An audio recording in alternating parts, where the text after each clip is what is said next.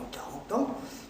Bon, et apparemment, les gens à qui j'ai enseigné la philosophie en cette période n'étaient pas trop mécontents.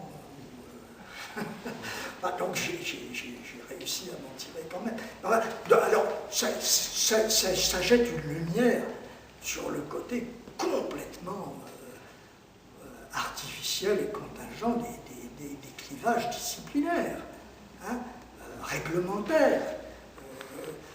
D'enseignement sont enseignés par des personnes différentes. Hein, moi, j'ai enseigné pendant 40 ans la philosophie, et il n'était pas question que je mette au programme des œuvres littéraires, ce n'était pas prévu par le système. Et puis réciproquement, les gens qui enseignaient la littérature, éventuellement dans la salle à côté, avaient une activité censément complètement indépendante. Alors, c'est une situation qui, dès mes études, m'avait paru pas très satisfaisante, même à la limite aberrante. Quand justement j'ai fait mes études, j'ai longuement hésité pour savoir de quel côté j'allais m'engager. J'aurais bien aimé faire les deux en même temps, mais c'est pas possible, il fallait choisir. Hein. C'était partir soit du côté de la littérature, soit de la philo. Alors j'ai choisi la philo, mais je n'ai jamais perdu mes intérêts pour la littérature. Et il m'a toujours semblé que c'était pas séparé, et surtout pas incompatible du tout. Hein, et que donc la littérature est un très très bon terrain, lieu, espace où on peut investir des préoccupations philosophiques. Bon, alors c'est spécial la philosophie, hein, parce que telle qu'on la pratique en France, c'est pas du tout le cas dans d'autres pays. Hein. Aux États-Unis ou en Angleterre, ça se passe autrement, mais tel que ça se passe en France, ça suppose qu'on entre dans le détail de l'analyse des œuvres des grands philosophes. Hein.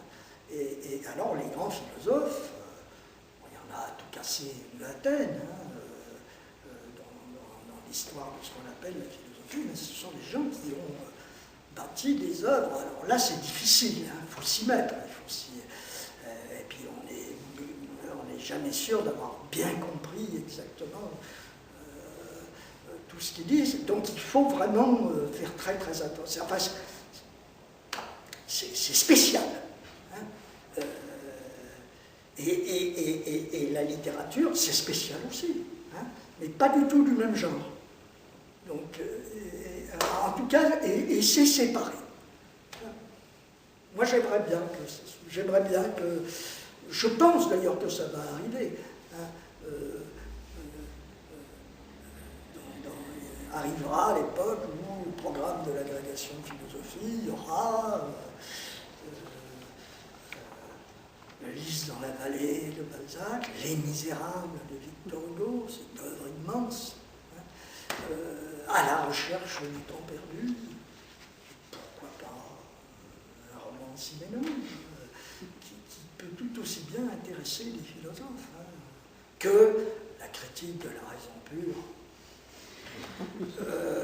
Et dans les autres pays, vous dites que c'est différent? Ah ben en Amérique, non, parce que, alors, bon, on est dans une situation tout à fait extraordinaire, parce que, là, vous savez, la France, c'est vraiment le pays des clivages. Hein, jusqu'au milieu du XIXe siècle, l'enseignement, c'était un enseignement, en gros, commun. Tout le monde faisait la même chose. Et c'est sous le Second Empire qu'on a introduit dans l'organigramme ce qui s'est appelé la bifurcation. C'était un moment capital, c'est-à-dire le moment où on a choisi de faire soit des lettres, soit des sciences. Hein, et ce n'était pas du tout la même chose. Et on a eu 2 baccalauréats, et pas seulement un. Puis alors maintenant, il n'y en a pas 2, il y en a 36. C'est impossible de se repérer dans l'organigramme des disciplines qui sont proposées. Et alors, la question s'est posée de savoir où la philosophie allait se trouver dans ce système. Et de fait, elle a basculé du côté des lettres, de l'enseignement littéraire. Ce qui est assez extraordinaire, parce que Platon, Aristote, Descartes, Leibniz, c'était des gens qui non seulement s'intéressaient s'intéressaient aux sciences, mais qui ont joué un rôle non négligeable à leur époque dans le développement du savoir scientifique. Pour eux, philosopher et développer les sciences, c'était complètement lié. Alors en France, la philosophie est tombée du côté des lettres. Dans les pays anglo-saxons, il n'en va pas du tout de la même façon. Alors, maintenant, ça s'est compliqué avec l'apparition de ce qu'on a appelé la philosophie analytique, hein, qui est fondée sur, dont les bases se trouvent dans la logique, hein, et dans la logique mathématique, dans des modes de raisonnement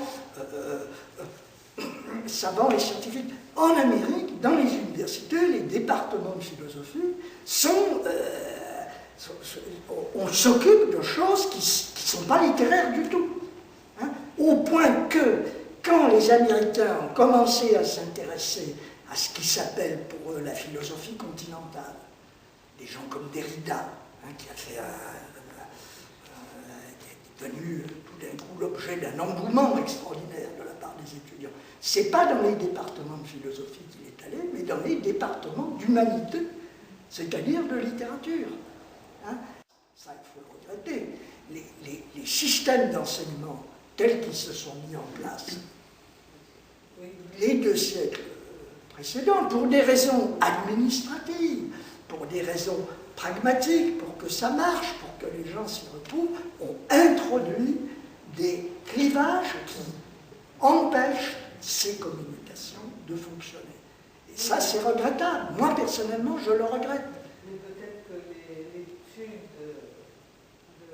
des philosophes, des histoires, peut enclencher cette passion pour une diversité, pour la littérature, etc. La preuve, moi, la question m'a paru étonnante. Moi, c'est la question qui m'a paru étonnante. Peut-on faire de la philosophie avec du roman? Pour moi, c'est évident. Ben oui, mais... George Orwell, 1984, en fait, tout, le Pessoa, l'intranquillité. Et quand vous dites que... Alors, peut-être que c'est une version, une façon d'étudier la philosophie de façon très scolaire, etc. Mais pour moi, la philosophie, c'est aussi le goût de la complexité, du contradictoire, du paradoxe, de se confronter à l'incertitude, du vivant. Voilà, oui, je suis entièrement d'accord avec vous, je partage entièrement ce point de vue, mais je vous assure que dans mon milieu professionnel, justement, moi j'ai soutenu une thèse sous l'intitulé « À quoi pense la littérature ?» et bien j'étais pas très prise au sérieux par la corporation, par l'environnement. Je faisais des choses distrayantes pour amuser les étudiants, mais qui éludaient les vrais problèmes philosophiques de fond. Hein, et si je franchis l'Atlantique et si je vais en Amérique, ce que je peux bien le faire, et si je prétends aller parler dans une université américaine à quoi pense la littérature, peut-on faire de la philosophie avec du roman, on me refusera l'entrée dans les départements de philosophie et on me renverra dans les départements de littérature. Alors, dans les départements de philosophie, on s'intéresse à des questions comme est-ce que le café est sucré dans la tasse ou dans ma bouche? C'est un problème très complexe. Hein, très complexe. Et c'est bien pour ça que ces étiquettes, elles n'ont de valeur que purement circonstancielle. Si on va voir par derrière, on s'aperçoit que tout ça communique. Alors attention, ça communique, ça ne veut pas dire que ça se confond. Parce que ça n'est pas la même chose. Mais ça communique. Ce sont les promenades. On fait des expériences qui ont des incidences de fond extrêmement curieuses et intéressantes. Je m'étais inscrit en littérature française à la Sorbonne de l'époque. J'étais allé même passer des certificats. J'avais composé sur le pittoresque chez Apollinaire. Ça ne m'avait pas vraiment inspiré. Le comique chez Claudel. encore moins inspiré. Et donc j'avais renoncé et je m'étais plutôt replié sur mes intérêts philosophiques. Alors à l'époque, j'avais été par miracle, là on est en plein aussi dans le surréalisme, reçu au concours d'entrée à l'école normale, enfin réputée normale et dite supérieure. Et donc j'y étais. Et alors les gens qui s'occupaient des études dans cet établissement prestigieux ne savaient pas très bien quoi faire de moi. Et comme je leur ai dit, non, finalement, j'ai pas envie de faire des lettres, enfin, c'est-à-dire, j'ai pas envie de passer des examens sur le pittoresque chez Apollinaire, sur le comique chez Apollinaire, je veux faire de la philosophie. Ils avaient été très embarrassés, c'est-à-dire qu'ils avaient considéré que j'allais droit dans le mur, que je n'y arriverais jamais. Et le responsable des études philosophiques dans cet établissement, avec qui j'ai eu d'autres rapports par la suite, qui était Louis Althusser, et qui dirigeait les travaux des élèves, quand j'étais allé le voir pour lui exprimer justement mon choix, mon nom, il m'a dit, bon, eh bien, on va voir, vous allez me faire une dissertation, et il m'avait donné comme sujet la chose. Rapportez-moi votre livre. Vous voyez, j'étais passé du pittoresque chez Apollinaire à la chose. Et alors, naturellement, je lui avais apporté 8 jours après une dissertation qui m'avait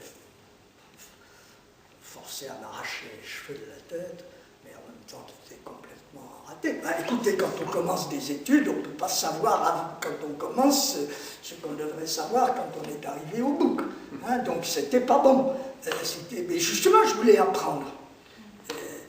Bon, alors il m'avait dit, oh là là, c'est pas bon du tout, on a beaucoup de chance de ce côté-là, parce qu'à l'époque, vous savez, passer l'agrégation de philosophie, oh là là, c'était comme accéder à un sanctuaire réservé à une élite de gens supérieurement intelligents, supérieurement doués.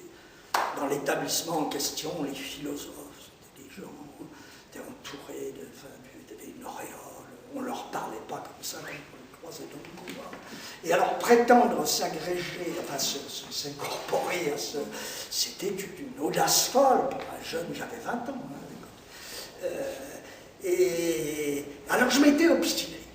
Bon, et à la fin de l'année, j'avais été recalé à tous mes examens. Hein. Mais enfin, j'avais continué quand même. Et puis finalement, ça a marché. Hein. C'est-à-dire que je les ai eus, les examens, et puis quand j'ai l'année où ça se présentait, passer l'agrégation de philosophie, bien, je l'ai eu,